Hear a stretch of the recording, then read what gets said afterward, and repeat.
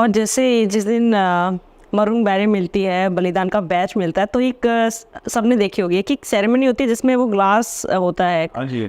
तो उसको मतलब हाथ से तोड़ के या ऐसा कुछ, ये एक सेरेमनी क्या होती है, प्लीज आप ये बेसिकली वो जो हमारी जैसे यूनिट में जब सिलेक्शन होता था तो हमारी एक इतनी बड़ी ट्रॉफी है, यानी वो इतना बड़ा सा है, सो उसमें बियर रम सब कुछ। हाँ आपने लोशन पे पिलाते हैं। हाँ वो पिलाते हैं। तो जब प्रोबेशन क्लियर होती है तो आपको वो एक बारी में ख़त्म करनी है, वो उतर नहीं सकती है। वो चाहे वो बेहोश हो, चाहे उसको आईवी लगे, ड्रिप लगे, वो पार्ट एंड पार्सल है।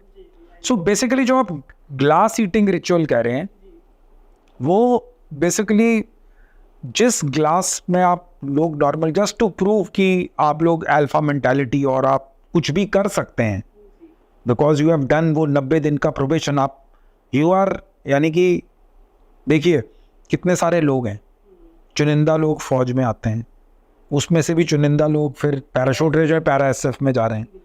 तो उसको आप उस आदमी को अगर ये एहसास नहीं दिलाओगे कि तुमसे बड़ा फाइटर नहीं है इस दुनिया में कोई, तो जिस दिन उसने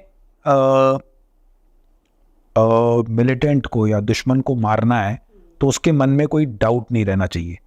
सो ग्लास खाना, छत से कूद जाना, वो सब करवाना जो सिस्टम है वो इसीलिए है कि मैं ये नॉर्मल आदमी ये काम नहीं करता। तो उसके अंदर हमेशा वो, अगर वो किलर इंस्टिंक्ट और उसका जो अल्फा मेंटालिटी का जो मादा है, अगर वो हमेशा बना रहेगा, so that is why this ritual is done. हर रोज़ नहीं खाते, लेकिन कभी कभी करना पड़ता है जस्ट टू मोटिवेट कि ये आदमी कर सकता है। जैसे मैं आपको एक बड़ा अच्छा एग्जांपल देता हूँ। इन केस अगर पैराशूट यानी पैरा ब्रिगेड में, मैंने उधर भी काफ़ी नौकरी की है, और सपोज पैरा जंप अगर ट्रेनिंग एक्सरसाइज चल रही है, उसमें कोई जवान की डेथ हो जाती है बाय चांस, अगर पैराशूट ना खुले या फिर किसी भी मिसहैप की वजह से, बिकॉज इट्स ट्रेनिंग आप, तो whole including the para brigade commander, जो ब्रिगेडियर रैंक ऑफिसर होते हैं, और पूरी पैराशूट ब्रिगेड, सब major minor units, everybody jumps the next day, including air force, because paratroopers training school is with air force. Even everybody jumps the next day just to say कि everything is normal, these things happen. So उसी को मद्देनजर रखते हुए glass eating ritual is a very normal and easy thing to do.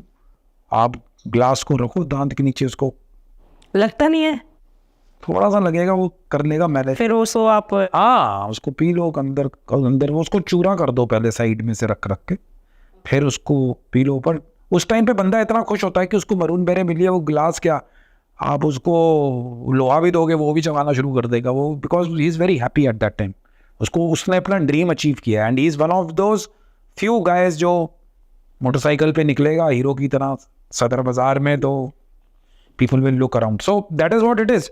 तो आपको उसको, वो वाला जो साइकी है, वो वाली जो मेंटालिटी है, उसी का रीज़न है कि ये सब चीज़ें करवाई जाती हैं। बिकॉज अगर आप एक नॉर्मल आदमी को उठाएंगे जो 9 to 5 जॉब करता है, वो ये सब काम नहीं करेगा। सो आपको उसको हमेशा याद दिलाते रहना है कि आप वो आदमी हो, a common man with a uncommon desire to be the best in the world. So वो करना पड़ता है।